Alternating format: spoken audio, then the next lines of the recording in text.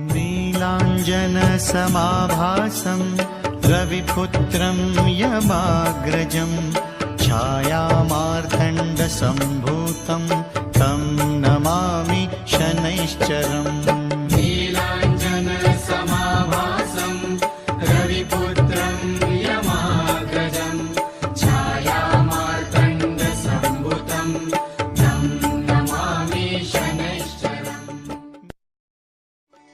नीलाञ्जनसमाभासं रविपुत्रं यमाग्रजं छायामार्तण्डसम्भूतं तं नमामि शनैश्चरम्।